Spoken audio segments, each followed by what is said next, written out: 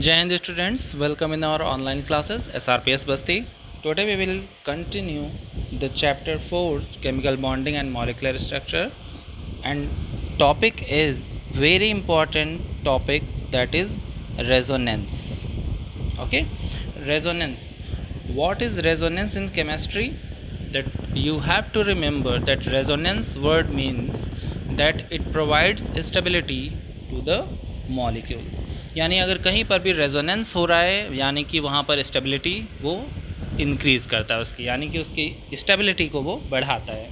For example, the first structure already we know about it, that ozone O3, there is double bond and one single bond or coordinate bond. So there should be conjugate position. conjugate position क्या होती है students? Double bond के just adjacent position पर या उसके adjacent position पर जब ऐसी चीज़ें होती हैं तो हम उसे बोलते हैं कॉन्जुगेट. ओके, कॉन्जुगेशन यानी कॉन्जुगेशन. ओके, अगर यहाँ पर हम बात करते हैं कि एक सिग्मा बॉन्ड है, एक पाई बॉन्ड है और ये सपोज सिग्मा बॉन्ड है, तो पाई बॉन्ड हमेशा क्या होते हैं? पाई बॉन्ड हमेशा कहलाते हैं delocalised. Okay, delocalised electrons, delocalised electrons.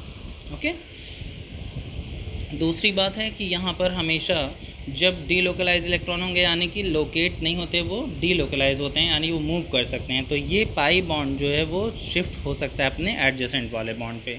तो हम यहाँ पर दूसरा स्ट्रक्चर जो बनाएंगे वो बनाएंगे इधर सिंगल बॉन्ड और इस तरफ अब डबल बॉन्ड बनाएंगे, यानी कि पाई बॉन्ड शिफ्ट हो गया, सिग्मा बॉन्ड वहीं रहेगा.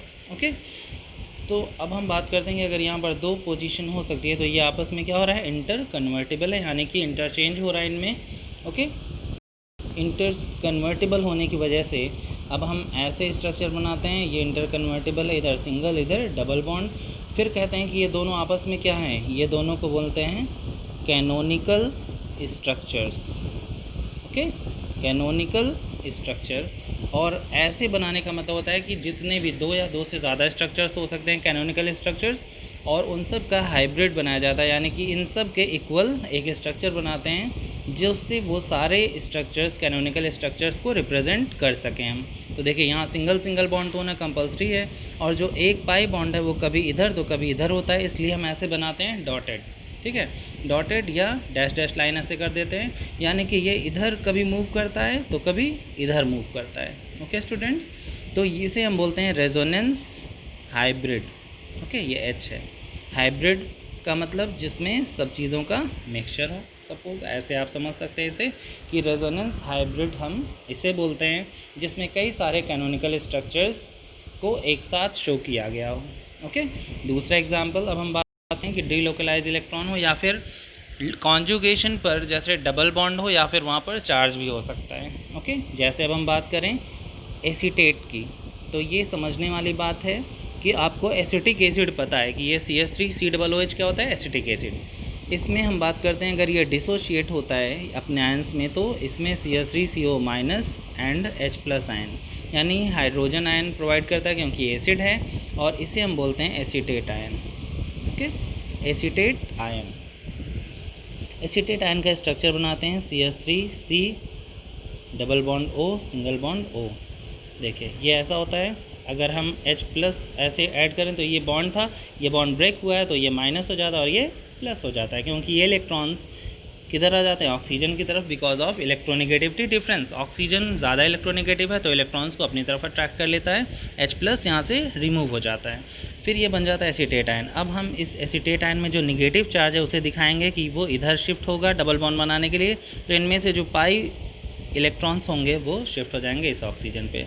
तो अब हम इसका कैनोनिकल स्ट्रक्चर बनाते हैं CH3CO और इधर डबल बॉन्ड, और इस पर चार्ज आ जाएगा. ठीक है, जब इलेक्ट्रॉन मूव करते हैं इधर से इधर तो इस पर चार्ज आ जाता है, माइनस चार्ज. देखिए ठीक है, तो यानी यहाँ पर भी वही चीज़ हो रही है. देखिए ये तो सेम है, CH3 तो वैसे ही है बॉन्ड, और यहाँ पर एक तरफ सिंगल और एक तरफ डबल, इधर एक तरफ डबल एंड एक तरफ सिंगल.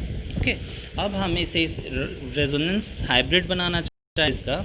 तो जैसे आपने देखा कि कार्बन पे ऐसे दिखाया था हमने. ठीक है, ये CH3 था कैनोनिकल स्ट्रक्चर में, CH3C O माइनस हो गया और ये डबल बॉन्ड। तो इनका हाइब्रिड जो बनाएंगे हम CH3 CO एंड O। अब यहाँ पर देखिए एक माइनस चार्ज है जो कि मूव करता रहता है, कभी इधर तो कभी इधर, तो ये हो गया इसका रेजोनेंस हाइब्रिड। ओके, ये हाइब्रिड इन दोनों स्ट्रक्चर्स को शो कर रहा है कि ये दोनों ही ऑक्सीजन से सिंगल सिंगल बॉन्ड तो फिक्स है, और जो नेगेटिव चार्ज है वो कभी इधर शिफ्ट होता है तो कभी इधर शिफ्ट होता है। इस तरह से हम हाइब्रिड में ये दोनों स्ट्रक्चर शो करते हैं। यानी यहाँ स्टूडेंट्स हम समझ सकते हैं कि एसीटेट आयन में क्या होता है, रेजोनेंस होता है, और जहाँ भी रेजोनेंस होगा वहाँ पर स्टेबिलिटी होती है। दूसरा एग्जाम्पल है, अब एसिड्स में हम पढ़ चुके हैं कि एसिड H+ आयन रिलीज़ करते हैं, और H+ आयन रिलीज़ करने के बाद जो आयन बनता है, जैसे HCl में H+ एंड Cl-, H2SO4 में सल्फेट पे 2- चार्ज, हाइड्रोजन पे 1+ चार्ज होता है, 2 है इसलिए 2+ हो जाएगा। ठीक है, फिर HNO3 में नाइट्रेट आयन है और हाइड्रोजन पे H+ आयन है। एसीटेट आयन का भी आपने ये एसिटिक एसिड का पढ़ लिया ये। ठीक है, तो यानी H+ रिलीज़ करने के बाद यहाँ से H+ रिलीज़ होगा, यहाँ होगा, यहाँ भी होगा और यहाँ भी होगा। तो ये आपने पढ़ लिया कि यहाँ पर रेजोनेंस स्टेबलाइजेशन हो रहा है। ठीक है, एक चीज़ और होती है H2CO3, ये क्या होता है, कार्बोनिक एसिड, कार्बोनेट आयन यहाँ से मिलता है H+ और 2 है इसलिए 2+ हो जाएगा। ठीक है, तो यहाँ भी आप देख सकते हैं कि ये सारे आयन जो हैं, क्लोराइड आयन भी स्टेबल हो गया, क्योंकि Cl पे कितने इलेक्ट्रॉन होते हैं, आउटर मोस्ट शेल में 7, एक इलेक्ट्रॉन और मिल गया, क्लोराइड बन गया, तो ये स्टेबल हो गया। सल्फेट पे 2- चार्ज होता है, नाइट्रेट पे 1- चार्ज होता है, एसीटेट आपने देख लिया। कार्बोनेट और नाइट्रेट के स्ट्रक्चर के बारे में हम पहले डिस्कस कर चुके हैं, तो अभी हम देखते हैं यहाँ पर कार्बोनेट के बारे में सबसे पहले यहाँ। ठीक है, CO3, तो CO3 में हमने क्या पढ़ा था, एक डबल बॉन्ड होगा और 2 सिंगल बॉन्ड होते हैं, और ओवरऑल इस पर 2- चार्ज होता है, एक माइनस यहाँ और एक माइनस यहाँ। तो यहाँ पर हम स्टूडेंट दिखा सकते हैं कि रेजोनेंस में क्या होता है, रेजोनेंस में डीलोकलाइज इलेक्ट्रॉन्स मूव करते हैं, तो ये नेगेटिव चार्ज इधर आएगा डबल बॉन्ड बनाने के लिए, तो यहाँ का पाई इलेक्ट्रॉन इसे वापस मिल जाएगा। तो हम यहाँ कैसे दिखाएंगे, C डबल बॉन्ड O और इधर O पे माइनस चार्ज। अब हम इस माइनस चार्ज को दिखाएंगे कि ये माइनस चार्ज इधर डबल बॉन्ड बना रहा है, बोलिए यहाँ पर 2- चार्ज होता है। ठीक है, इस पे भी, तो अगर ये इधर आएगा तो फिर ये इधर रिटर्न चला जाएगा। ठीक है, दूसरा स्ट्रक्चर बनाएं अगर आप कि ये इलेक्ट्रॉन बॉन्ड बनाने के लिए इधर आएगा, तो ये यहाँ पर वापस चला जाएगा, इसको रहने देते हैं। ठीक है, दूसरा स्ट्रक्चर होगा CO, ये वाला माइनस चार्ज आ गया यहाँ, और ये वाला O पे माइनस चार्ज है। तो हमेशा यहाँ क्या हो रहा है कि इन तीनों ही ऑक्सीजन्स के साथ इनमें से कोई एक डबल बॉन्ड बनाएगा और 2 पे निगेटिव चार्ज रहेगा। तो एक बार आपने इधर वाला दिखा दिया, एक इधर वाला दिखा दिया, एक इधर वाला। ओके, तो इस तरह से हम बता सकते हैं कि यानी कि यहाँ पर हम फिक्स नहीं कर सकते कि किस ऑक्सीजन पे निगेटिव चार्ज है और किस पे डबल बॉन्ड है। तीनों में से किसी भी 2 पे निगेटिव चार्ज होगा और किसी एक का डबल बॉन्ड होगा, और ये आपस में पोजीशन चेंज करते रहते हैं, जिसकी वजह से यहाँ पर क्या होता है, रेजोनेंस, और रेजोनेंस की वजह से स्टेबिलिटी मिलती है, तो रेजोनेंस स्टेबलाइज्ड बोलते हैं। अब अगर आप यहाँ पर बात करें कि हम स्ट्रक्चर बनाने की कोशिश करें इसका हाइब्रिड इन कैनोनिकल स्ट्रक्चर्स का, तो CO और यहाँ क्या बनाएंगे, डबल बॉन्ड, इस पे माइनस चार्ज, इस पे माइनस चार्ज। अब आपको पता है कि ये डबल बॉन्ड और ये पोजीशन जो है इन नेगेटिव चार्जेस की दोनों फिक्स नहीं है, तो हम यहाँ कर सकते हैं 1, 2 एंड 3, तीनों पे हमने ऐसे बना दिया, ब्रैकेट के अंदर इस पे 2- चार्ज है, कहीं भी होगा, और ये सब पे आप दिखाएंगे कि ये क्या होता है, मूव करते रहता है। Okay, next is sulphate. Sulphate पे हमने क्या पढ़ा था, SO4 2-। ओके, सल्फेट में 1, 2, 3 एंड 4, 2 डबल बॉन्ड और 2 पे निगेटिव चार्ज। देखिए यहाँ पर भी आप कहें कौन से 2 डबल बॉन्ड होंगे और कौन से 2 पे निगेटिव चार्ज है, इसकी पोजीशन फिक्स नहीं होती, यानी ये इधर बॉन्ड बनाने के लिए आ जाएगा तो ये वापस चार्ज बन जाएगा, यानी एज इसका स्ट्रक्चर बनाए तो इधर डबल बॉन्ड, इधर डबल बॉन्ड, इस पे माइनस चार्ज और इस पे भी माइनस चार्ज आ गया। ओके, फिर अब हम इस चार्ज को दिखाएं, इधर डबल बॉन्ड बनाने आ रहा है तो इसका चार्ज इसको वापस मिल जाएगा, तो यहाँ हम दिखा सकते हैं O डबल बॉन्ड S, इधर डबल बॉन्ड, इधर O- और इधर O-। तो इस तरह से आप देख सकते हैं कि ये कैनोनिकल स्ट्रक्चर्स होते हैं। जितने ज़्यादा कैनोनिकल स्ट्रक्चर्स किसी भी रेजोनेंस में बन सकते हैं उतनी ज़्यादा स्टेबिलिटी होती है वहाँ पे। ओके, अब हम रेजोनेंस हाइब्रिड बनाना चाहें अगर केटायन का, तो आप क्या करेंगे 1 2 3 एंड 4 और इस पर 2 माइनस चार्ज, और यहाँ पर आप सब पे चार्ज के मूव होने के और डबल बॉन्ड होने की प्रोबेबिलिटी ऐसे शो कर सकते हैं। ओके स्टूडेंट्स, एक सब इंपॉर्टेंट चीज़ है जो आपको याद रखनी चाहिए, बेंजीन आप जानते हैं C6H6 होता है। C6H6 का स्ट्रक्चर कैसे होता है आपने 10th में भी पढ़ा होगा। ये क्या है, कार्बन 1 2 3 4 5 एंड 6, ठीक है, ट्रिपल बॉन्ड नहीं होता है, ये क्या बोलते हैं 3 डबल बॉन्ड होता है ये, और सभी कार्बन पर 1 हाइड्रोजन होता है। ओके, हम ऐसे बना सकते हैं। ये हो गया C6H6 का स्ट्रक्चर। अब ये जो पोजीशन है डबल बॉन्ड की, यहाँ पर कहते हैं कि तीनों की पोजीशन फिक्स नहीं होती, ये इधर मूव कर सकता है तो ये इधर मूव करेगा और ये इधर मूव करता है। तो दूसरा स्ट्रक्चर अगर हम बनाएं, ठीक है, तो ये हाइड्रोजन हमेशा नहीं दिखाया जाता है। बेंजीन का स्ट्रक्चर ऐसे बना हुआ आपको मिलेगा, यहाँ डबल बॉन्ड कर दिया आप देखिए, ठीक है, इस पोजीशन पे। अब इधर वाले पे करें यहाँ, अब इधर वाले पे करें यहाँ, तो ये पोजीशन बदलती रहती है। और ये पहले ये वाला स्ट्रक्चर जो बनाया मैं यहाँ बना लेता हूँ उसको फिर से इसी तरीके से, ठीक है। इसमें देखिए डबल बॉन्ड कहाँ है, यहाँ है, इधर है और इधर है। ओके, ये दोनों आपस में क्या है, इंटर कन्वर्टेबल, ये दोनों भी आपस में पोजीशन डबल बॉन्ड की बदलते रहते हैं, तो ये दोनों आपस में इंटर कन्वर्टेबल हैं, यानी ऐसे में कब ये कन्वर्ट हो जाएगा, कभी भी ये ऑटोमेटिक अपने आप भी यानी हो सकता है। तो इसको कहते हैं कि इसकी पोजीशन फिक्स नहीं होती, ठीक है। इसलिए इसका भी हम रेजोनेंस हाइब्रिड बनाएंगे एक, जिसमें सभी कैनोनिकल स्ट्रक्चर्स को रिप्रेजेंट किया जाए। तो इसको ऐसे बनाया जाता है, डॉटेड लाइन से दिखाया जाता है, ठीक है। ये इलेक्ट्रॉन्स यानी डबल बॉन्ड, जो 3 डबल बॉन्ड है वो मूव करते रहते हैं, और वो किसी भी कार्बन पर हो सकते हैं। जैसे यहाँ 2 पर है, इसमें नहीं है, लेकिन यहाँ भी हो सकता है, देखिए। तो इस तरह से यहाँ पर दिखाया जाता है। ऐसे करने का मतलब है कि यहाँ पर कहीं पर भी ये पोजीशन हो सकती है। दूसरा स्ट्रक्चर फिर इसका बताया गया कि ये डॉटेड लाइन के बजाय ऐसे ही बना देंगे, तो ये भी बेंजीन है, करेक्ट, ठीक है। रेजोनेंस हाइब्रिड ये भी है और ये भी, दोनों सही है। इसके बीच में हम और लिखेंगे कि कोई भी सही हो सकता है। ओके स्टूडेंट्स, अब देखिए यहाँ पर जो सबसे इम्पॉर्टेंट बात है जो हम ऑर्गेनिक केमिस्ट्री में पढ़ेंगे, कि यहाँ पर ये कहा जाता है इस कार्बन के बीच में जो बॉन्ड लेंथ है वो कितनी होगी, और इस कार्बन के बीच में जो बॉन्ड लेंथ है, अगर यहाँ पर डबल बॉन्ड है तो बॉन्ड लेंथ यहाँ पर कम होगी। याद रखिएगा हमेशा, डबल या ट्रिपल बॉन्ड जब होता है तो बॉन्ड लेंथ कम होती है, यानी सबसे कम बॉन्ड लेंथ किसकी होगी, ट्रिपल बॉन्ड की।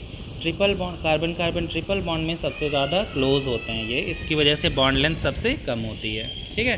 कार्बन डबल बॉन्ड में इससे ज़्यादा बॉन्ड लेंथ होगी, और कार्बन सिंगल बॉन्ड में सबसे ज़्यादा बॉन्ड लेंथ होती है।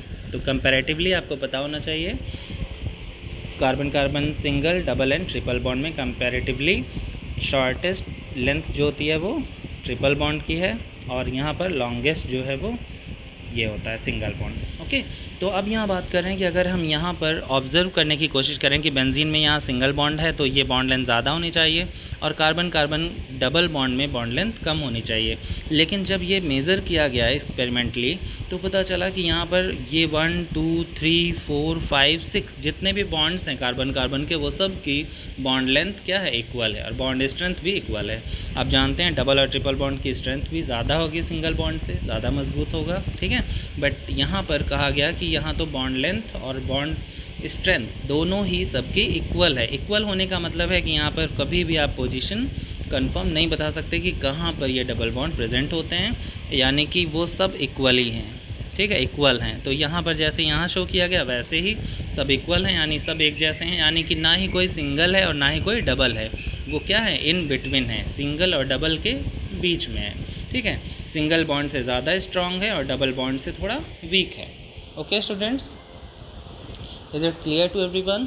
अब हम यहाँ पर एक एग्जांपल से बात करते हैं, ठीक है, उसके बारे में हम ऑर्गेनिक में फिर पढ़ेंगे सेकेंड बुक में। आपके ओजोन के बारे में हम बात कर रहे थे, स्टार्ट किया था हमने कि कार्बन के बाद अब हम ओजोन की बात कर रहे हैं कि ऑक्सीजन जो सिंगल और डबल बॉन्ड है, तो यहाँ पर इसकी बॉन्ड लेंथ होती है, पिकोमीटर होता है, PM 148 PM, और यहाँ डबल बॉन्ड की होनी चाहिए 121 PM पिकोमीटर, ठीक है। तो अगर इसकी पोजीशन ये बदल जाती है तो इधर हम दिखाएंगे डबल बॉन्ड और इधर दिखाएंगे सिंगल बॉन्ड। यहाँ पर अब डबल बॉन्ड की तरफ हो जाएगा 121 पिकोमीटर और इधर हो जाएगा 148 पिकोमीटर। ठीक है, तो यहाँ पर ये दोनों आपस में इंटर कन्वर्टेबल हैं, लेकिन इसे अगर एक्सपेरिमेंटली चेक किया गया तो यहाँ पर दोनों की बॉन्ड लेंथ जो एक्सपेक्टेड थी वो बॉन्ड लेंथ नहीं आई, और इनका जो रेजोनेंस हाइब्रिड बनाते हैं हम, जैसे हम बात कर चुके हैं कि ऑक्सीजन ऑक्सीजन सिंगल बॉन्ड बनाने के बाद हम डॉटेड लाइन दिखाएंगे ऐसे। ठीक है, डॉटेड लाइन का मतलब यहाँ पर ये चेंज करते रहते हैं पोजीशन, और दोनों की ही बॉन्ड लेंथ और स्ट्रेंथ इक्वल है, और इनकी बॉन्ड लेंथ कितनी आई 128 पिकोमीटर। ओके, तो यानी हम यहाँ गेस कर सकते हैं कि 121 भी नहीं है और 148 भी नहीं है, यानी कि इन दोनों के इन बिटवीन है, इनके बीच में है। 128 121 से ज़्यादा है, ठीक है, और 148 से कम है। तो ये एक्सपेरिमेंटली प्रूव किया गया कि रेजोनेंस जहाँ पर पाया जाता है वहाँ पर रेजोनेंस का मतलब उससे एक्स्ट्रा स्टेबिलिटी प्रोवाइड करता है, ज़्यादा स्टेबल कंपाउंड होते हैं जिसमें रेजोनेंस होगा। और यहाँ पर हम बता सकते हैं कि सिंगल और डबल बॉन्ड की पोजीशन को भी बताया नहीं जा सकता, क्योंकि वो अपनी पोजीशन चेंज करते रहते हैं, उसी वजह से उसे एक्स्ट्रा स्टेबिलिटी मिलती है। Okay students, then all of you have to write all examples in your copy, and if you have any doubt then you can ask in doubt class. Thank you.